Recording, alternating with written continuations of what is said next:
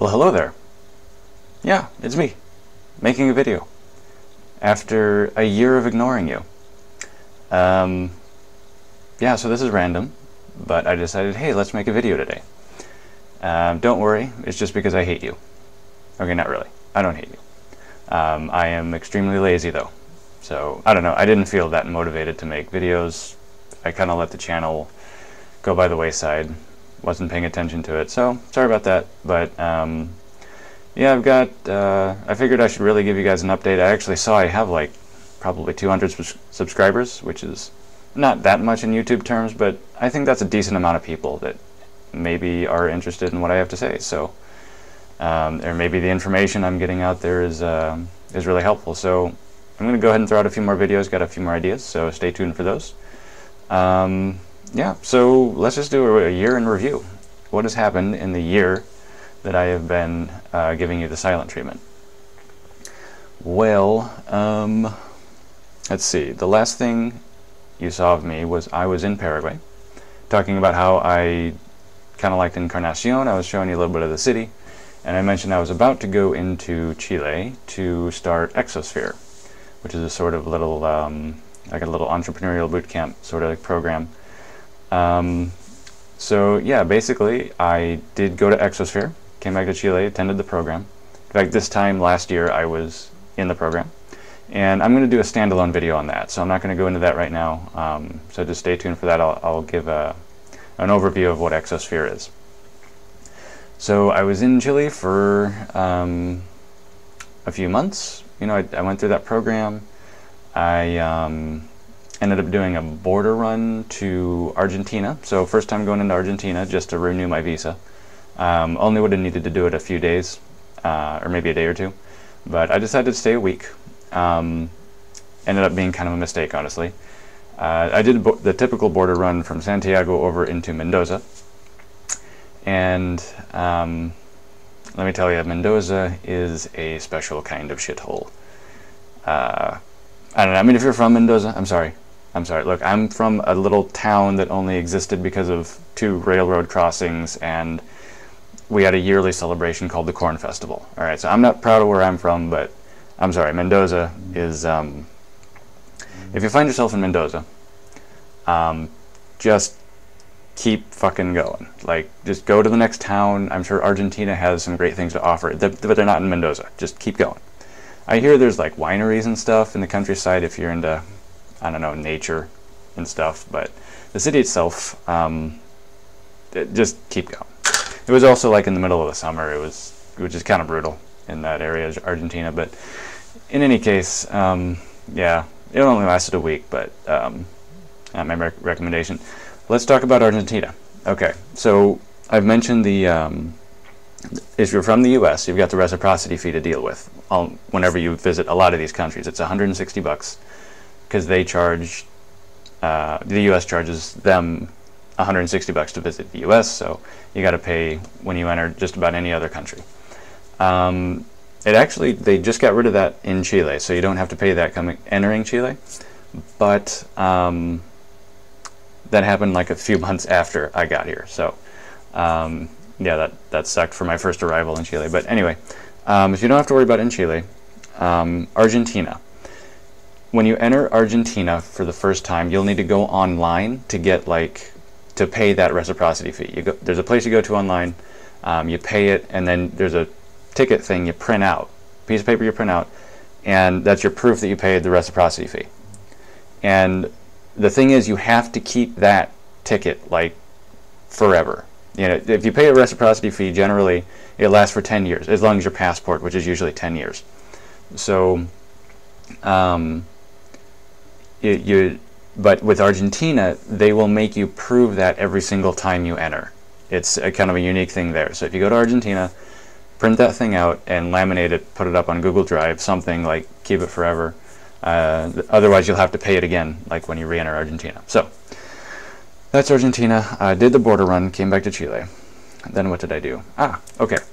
Then I went down to Valdivia, Chile, which is to the south of Chile. It's much further south. It's not like Patagonia, but it's a little north of that. It's kind of a Seattle, Vancouver kind of climate and latitude, I believe.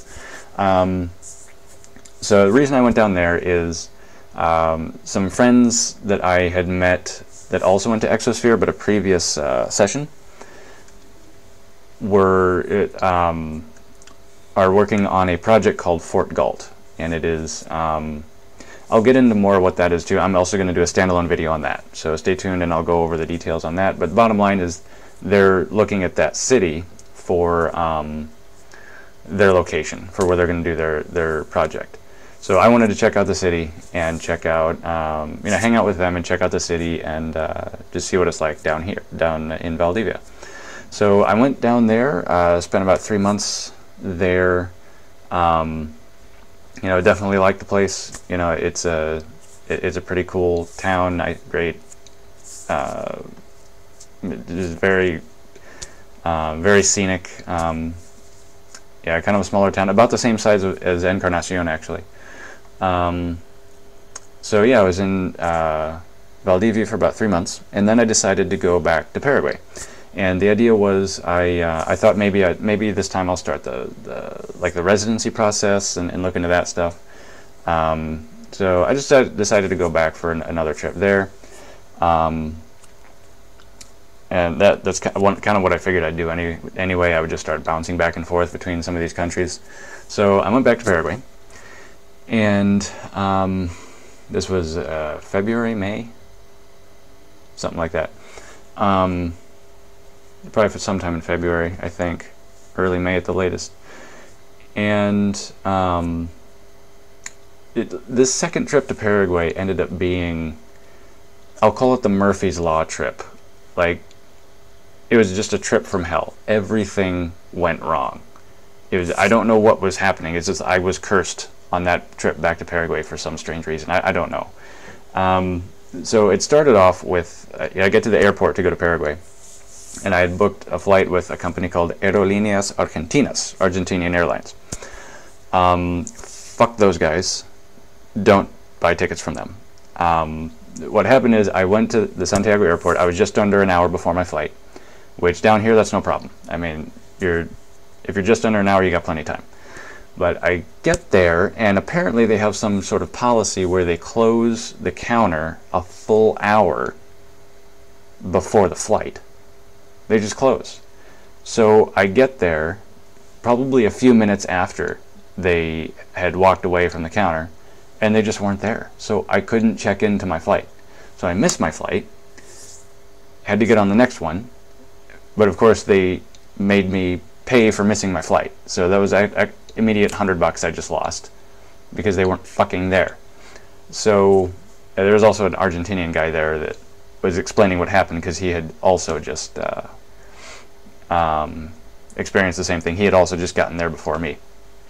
So that was not cool. Not expecting that. So, and then I get to Paraguay, and I find myself kind of stuck in the airport for a few hours, because here's something we need to talk about as far as Paraguay, along the same lines as Argentina. So, reciprocity fee. You got to pay $160, right? And normally it's on your passport, which is usually about 10 years, and you don't have to pay it during that time frame. Well, Paraguay has this special little racket going. So if you just show up in Paraguay, they will give you a visa, like most other places, a 3-month tourist visa. And you pay the $160 reciprocity fee, and you're good. Now, here's the thing. In Paraguay, they require you to get your visa in your country. So if you're in the US, you have to like go to the consulate or the embassy or whatever, get a visa there. They stamp your passport, pay the reciprocity fee, and it stays on your passport for like 10 years. If you don't, if you just show up and get the visa, the reciprocity fee is only good for those 3 months you're there. So if you come back, you got to pay it every single time. So now there's another $160 that I had to pay. So there's $260 just bam, gone, that I was not planning on having to spend.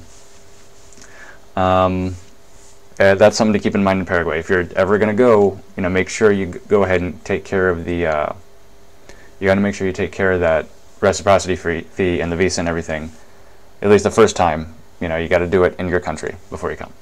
And then you don't have to keep paying. So that's kind of bullshit. But, down the road, if I do pursue this residency thing, if you did something like that, then you wouldn't have to worry about it. But just something to keep in mind. I was in Paraguay for a couple of months, and what I really wanted to do was, again, maybe look at the residency thing. I was thinking about going over to Encarnacion to maybe get my own place there and seeing if I could get decent internet and what it would be like to live there. But bottom line is, things just weren't working out. Like I said, you had extra expenses there, and then, I don't know, things weren't going well in general for me. And then at one point, I stayed at a couple different places, and I got mauled by a dog. Yeah, big ass dog. Got a good hold of me. Show you here. He gave me a little souvenir. I'll give it a tricky. Try and give you on the light side. I don't know how well you can see this, but yeah, he got a good hold of my calf here, and you might be able to see that. Let me flip you around. Think you might get better light over here. Look at me getting on the bed, showing you some leg. I should be making you pay for this. All right, where is it? There it is. I don't know. Can you see that? See that? Yep, there it is. Big ass scar. So yeah, I got attacked by a dog. It was so thing about dogs. It wasn't a street dog. You don't have to worry about them. Like in Chile, there's tons of street dogs. Don't got to worry about them. In Paraguay, there's some street dogs. You don't even have to worry about them there, because the thing is, the street dogs don't have territory they're trying to protect. This was a guard dog. It had an owner. It was a guard dog. In fact, it was my host's guard dog. So that was awkward. There was a bit of a miscommunication on where I should be, and vicious animals and locations and things like that. So yeah, he got it's a long story. I won't get that into it, but basically there was this little fence I had stepped over, and apparently I wasn't supposed to be on that side of it. And there were actually 6 dogs. There were 6 dogs around. But the first one that came up was super friendly, and things seemed okay. And then the one that was trained for war just came charging in and grabbed my leg, and got a good hold of it. I kind of tried to push him off with my hand, and then he switched to my thumb. Actually got a good hold of my thumb. You probably can't even see it.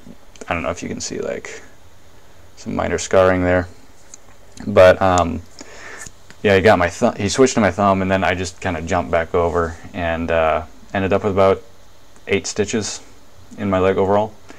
A stitch in my thumb. So that was fun. And yeah, so that was that. I'll actually, if I'm I'll try to put up a picture here of what it looked like 2 weeks after, right after the stitches got out. So if you're seeing a picture right now, that's what it is.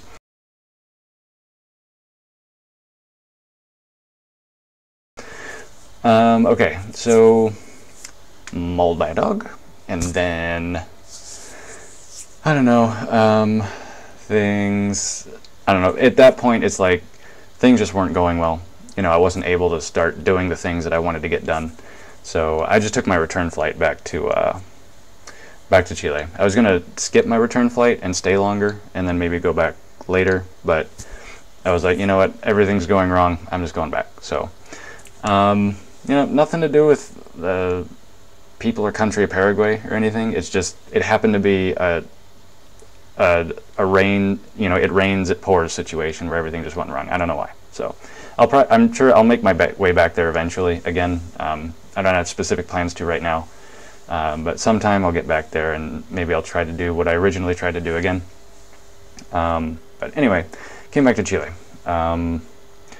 Spent a couple of months in the Valparaiso area, which is right next to Reñaca, where the exosphere thing was. And then I came back down to Valdivia. And then a month after I left, there was a huge earthquake. You may have heard about this massive earthquake that hit central Chile. It was like an 8.5, I think. So I missed that by a month, basically. So I wasn't in central Chile for that. So I came back down to Valdivia because I am definitely interested in this place now, and definitely interested in the Fort Galt project. I'm back down here. I'm actually rooming with a couple of guys from the Fort Galt team. So yeah, I'm back down in Valdivia. It is kind of a Seattle, Vancouver-y type climate. It is very scenic. It's kind of got like rolling hills and tons of trees and forest, and a small town of about 50,000 to 100,000 people, maybe. Yeah, just kind of a nice little place. You know, I definitely enjoy it down here. Found it. There's a very nice modern apartment complex where there's some options down here. So yeah, that's basically been my year so far. And super excited about Star Wars. Random, but I just thought I'd say that. Let's see. Oh, I'm actually going to leave a link to my my new blog. I just started trying to do some writing on the side. I feel I think I'm a little better in written form anyway. So I've got a little blog on liberty.me. I'll probably be writing about something occasionally, just whatever's on my mind, things I want to get off my chest, or things that I think need to be discussed. So I'll leave a link in the description if you want to check that out. And yeah, that's basically it for now. Stay tuned. I want to do some standalone videos on other stuff. So all right, thanks for tuning in, and I will see you in the next video.